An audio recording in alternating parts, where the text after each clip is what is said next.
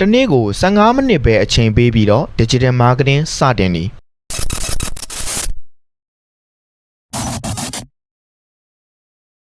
မင်္ဂလာပါကျွန်တော်ကို is ပါ digital marketing လုပ်ရမယ်ဆိုတာနဲ့ပဲကို့မှာအချိန်မရှိဘူးဆိုပြီးတော့ page ကိုပြစ်ထားကြတဲ့သူများအတွက်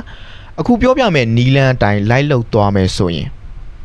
တနေ့15မိနစ်နဲ့တောင်ခမရရဲ့ brand ကို online ထဲမှာတိုးတက်လာစေမှာဖြစ်ပါတယ် day 1 15မိနစ် page ကိုတေချာအောင်ပြင်ပါ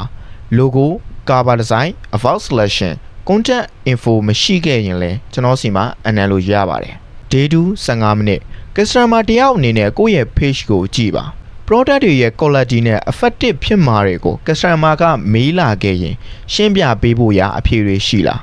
product တစ်ခုကိုလွယ်လွယ်နဲ့ရောဝယ်လို့ရနိုင်လား day 3 15မိနစ် content post တစ်ခုရေးပါမေးခွန်းဖြေတဲ့ post မျိုးတွေတင်ပါ customer review တွေတင်ပါရောင်းချတာမဟုတ်ဘဲနဲ့ product ရဲ့ကောင်းကျိုးဆိုးကျိုးတွေကိုတင်ပါ day 4 15မိနစ် story read တစ်ခုတင်ပါ day 5 15မိနစ် inbox and comment တွေကိုတုံ့ပြန်ပါမေးတဲ့သူတွေကိုအသေးစိတ်ဖြေပါ thank you message တွေပေးပါ save reply တွေအသုံးပြုထားရန်တေချာလေးပြင်ဆင်ထားပါတနေ့ကို15မိနစ်ပဲစတင်လိုက်ပါမလုပ်ရသေးရင်ဒီ post ကို save ထားပြီးတော့တစ်ခုချင်းစီလိုက်လုပ်ပါ